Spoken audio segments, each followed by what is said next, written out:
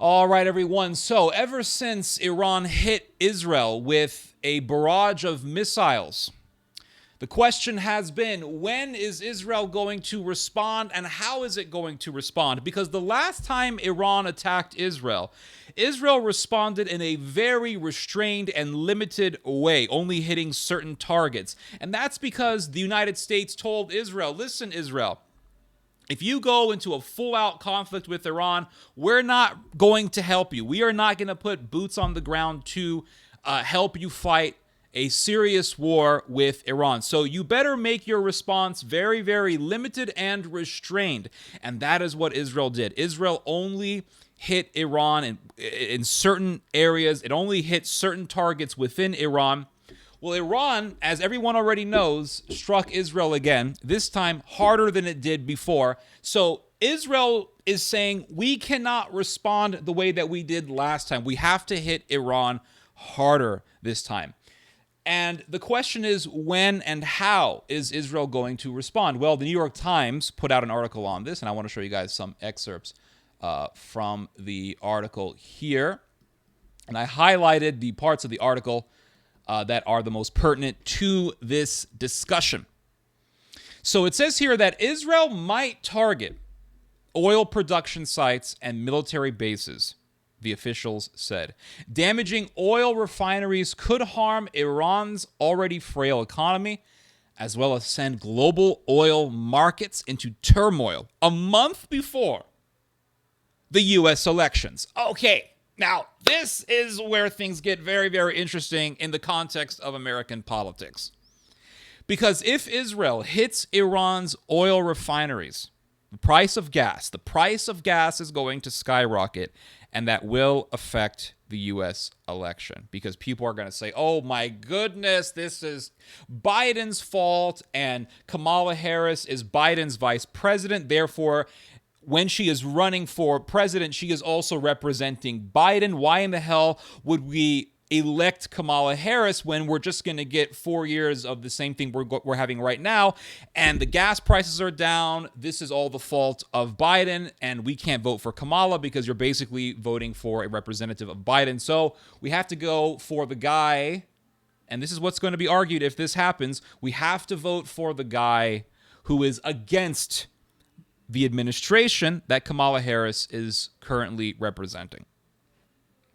So if the price of gas goes up as a result of Israel hitting Iran's oil facilities, my belief is that it would help Trump. Such a situation would help Trump.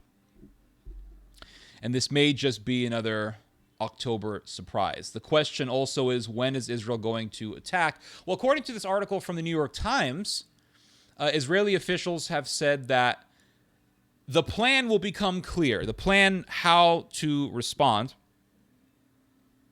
will become clear after the Rosh Hashanah holiday, which is supposed to finish by Friday evening, which for us is tomorrow. For us in the United States is tomorrow. If you're living in Australia or Oceania, you're already in Friday.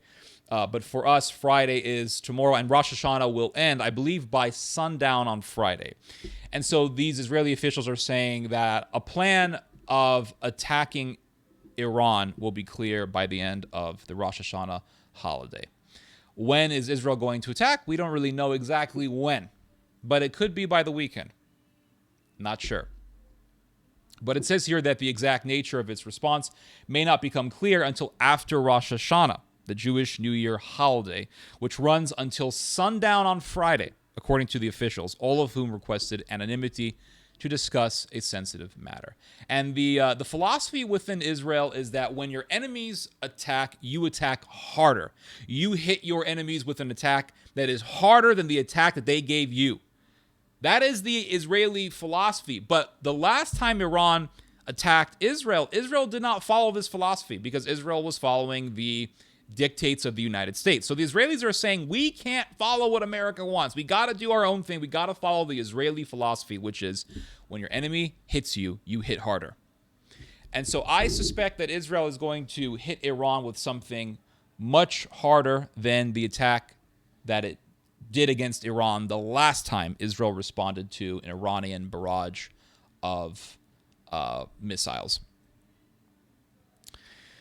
And if Israel attacks, I think it's likely, I don't know for certain, but I think it's likely that Israel is going to hit Iran's oil facilities, which would help Donald Trump because the price of gas will go up. And if there's one thing that gets Americans all riled up collectively, it's the price of gas going up. And it's not just that this is an American thing. This is a universal thing. You know, price of gas goes up, people get pissed. And so if the price of gas goes up, if it skyrockets, they're going to say, damn this Biden, he's weak, and da-da-da-da-da. And this is, you know, this whole thing about Israel responding to Iran, it's all happening in the midst of these port union workers going on strike, which is very, very weird because I did an article about this. I posted it up today. The guy who is leading the strike, Mr. Harold Daggett, he's been pretty warm with Donald Trump, and he's been very critical of the Biden administration, and he has made it very clear that this strike is a response against Biden, not against Trump. It's a response against Biden, and he endorsed Biden back in 2020, Mr. Daggett. This mobster, and this guy is a mobster, he endorsed Biden back in 2020. Now he's saying, I changed my mind on Biden. I really don't like how he's doing things. He's not helping the workers. He's not doing enough. He's not really doing anything to fight against this this wave, this new industrial revolution of automation. And so now you see Mr. Daggett warming up to Trump. Last year in November, Trump and Daggett had a meeting, and Daggett said, I had a very, very nice meeting with Mr. Trump, et cetera, et cetera. And he has also stated that while he likes Mr. Biden, he's going to try to get closer with Donald Trump. He hasn't officially endorsed Trump, but he has made it very clear that he is friendly with Trump and he is more reciprocal to Donald Trump. So I think it's very obvious that this strike is being done not to help Biden. It's very, very clear that this is not the case, even though Kamala Harris has said, I'm for the workers, I'm for the people who are on strike. Lady, you're representing the administration that Mr. Daggett is very, very much disillusioned with. So you're not really helping yourself here. This is not to help you. This is not to help you at all. Because anything against Biden is also against, by extension, is against Kamala Harris because she is running as a representative of Biden.